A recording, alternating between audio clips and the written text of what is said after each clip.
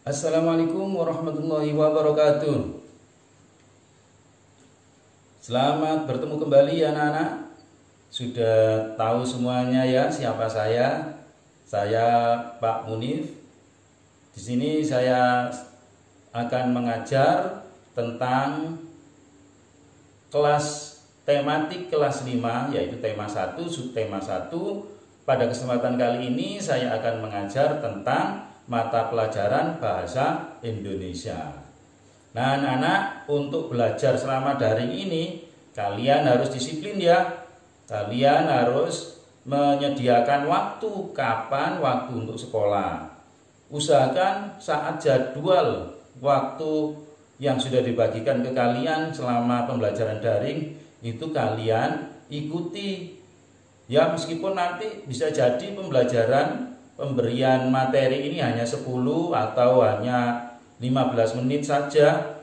Nah, sisa waktunya tetap kalian pakai untuk belajar. Nah, anak-anak, kita belajar kali ini yaitu tentang KD-nya, yaitu tentang menentukan pokok pikiran dalam teks lisan dan tulisan. Kemudian KD untuk keterampilannya adalah menyajikan hasil identifikasi pokok pikiran dalam teks tulisan dan lisan secara lisan, tulis, dan visual. Anak-anak, untuk pembelajaran bahasa Indonesia ini mungkin kalian pelajari di kelas 4 kemarin, yaitu tentang gagasan pokok.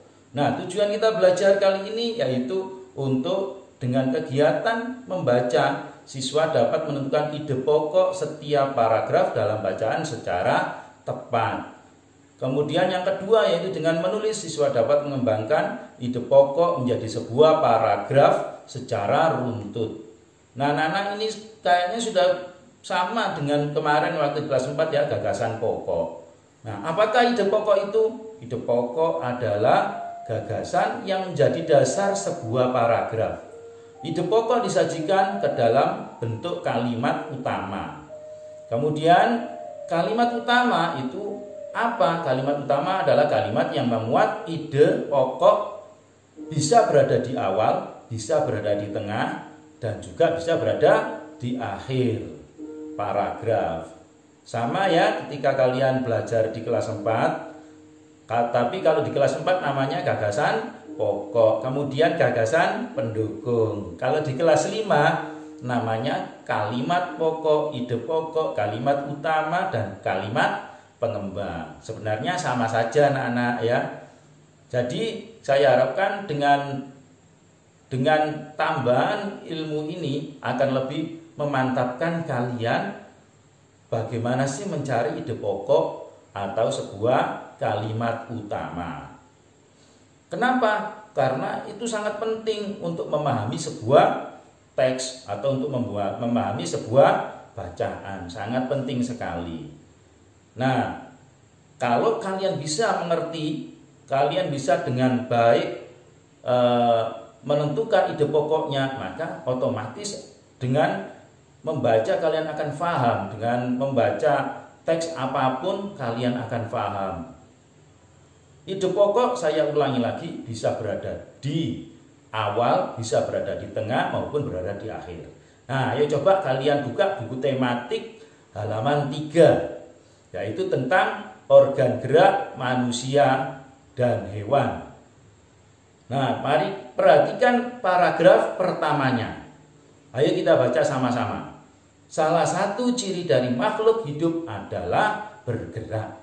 Secara umum, gerak dapat diartikan berpindah tempat atau perubahan posisi sebagian atau seluruh bagian dari tubuh.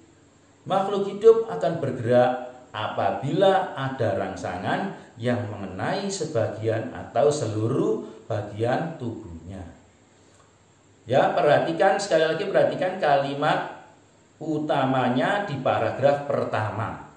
Sekali lagi saya ulangi bahwa kalimat utama atau ide pokok itu bisa berada di awal, bisa berada di akhir, dan bisa juga berada di tengah.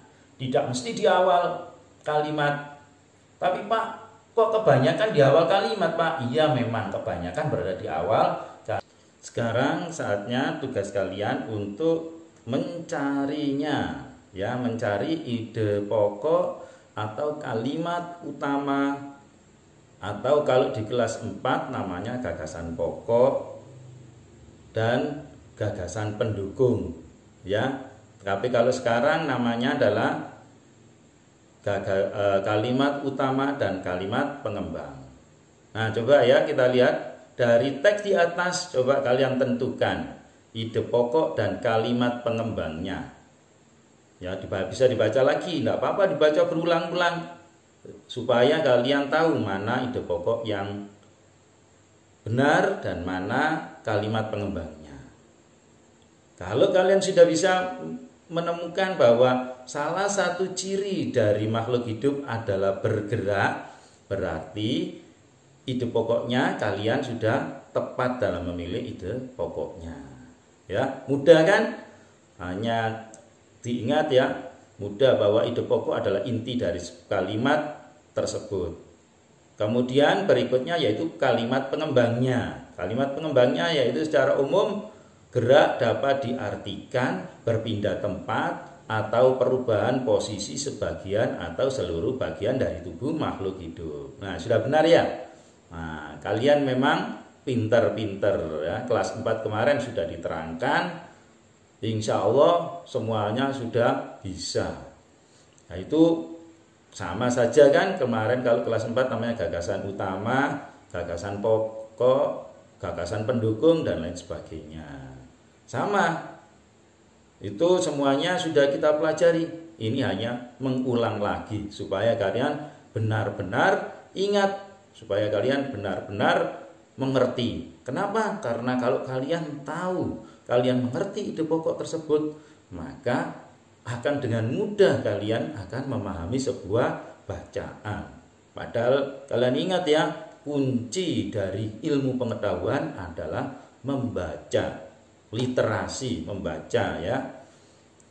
Itu adalah kuncinya. Kalau kalian, apalagi kalau kalian sudah pintar mencari ide pokok, tentunya akan mudah mengerti sebuah bacaan tersebut. Supaya kalian benar-benar mantap, supaya kalian benar-benar bisa, ayo kita berlatih ya. Dari gagasan pokok tadi kalian bisa, dari paragraf tadi ada 5 paragraf, kalian bisa cari ide pokoknya untuk paragraf yang kedua, ketiga, keempat, dan kelima.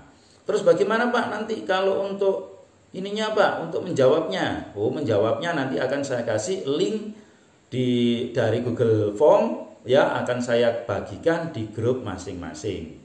Akan saya bagikan di grup WA masing-masing. Tinggal kalian klik, nanti di situ kalian isi ya. Nanti di situ sudah saya sebutkan ya, nomor 2 ide pokoknya apa, kalimat pengembangnya apa, atau paragraf kedua ide pokoknya apa, kalimat pengembangnya apa. Itu silakan kalian jawab di Google Form tersebut. Nanti saya akan tinggal melihat dan menilai apakah kalian sudah tepat ataukah belum mencari ide pokoknya. Tapi saya yakin semuanya pasti benar, semuanya pasti sudah tepat ya. Nah, anak-anak, pembelajaran kali ini memang caranya seperti ini ya. Kita semuanya masih belajar. Kita semuanya tentunya kalian dan Bapak Ibu guru berusaha untuk mencari cara yang terbaik, cara yang bisa dilakukan oleh guru untuk memberikan mata pelajaran dengan baik, sehingga kalian mampu belajar dan mengerti apa yang kita ajarkan. Memang kondisinya seperti ini, kita harus menyikapinya dengan baik ya. Kalian juga begitu ya. Ingat, kalian harus disiplin. Kalian jangan hanya waktunya jangan hanya dipakai main. Kalian harus bisa membagi waktu dengan baik. Saat pelajaran, saat jadwal pelajaran seperti yang sudah kalian dapat, itu harus kalian manfaatkan untuk belajar. Jangan nanti pembelajarannya cuma sedikit, cuma hanya sampai jam 10 terus habis itu sudah main game. Jangan ya, tapi tetap kalian belajar. Kira-kira sampai jam 12 itu ya kalian tambah dengan membaca atau apa untuk meningkatkan literasi. Nah, itu ya pelajaran kali ini yang bisa saya sampaikan. Jadi kesimpulannya seperti tadi ya, ide pokok adalah kalimat utama yang menjadi inti dari sebuah paragraf. Kemudian ide pokok itu bisa berada di awal, di tengah, maupun di akhir dari sebuah paragraf. Itu saja ya anak-anak. Terima kasih. Jangan lupa tetap semangat, tetap belajar dengan tekun, bagi waktu yang baik, yang disiplin. Jangan hanya dipakai main ya selama pembelajaran ini, karena pada dasarnya kalian ini tetap belajar, tetapi belajar di rumah. Itu saja ya yang bisa saya sampaikan. Terima kasih. Assalamualaikum warahmatullahi wabarakatuh.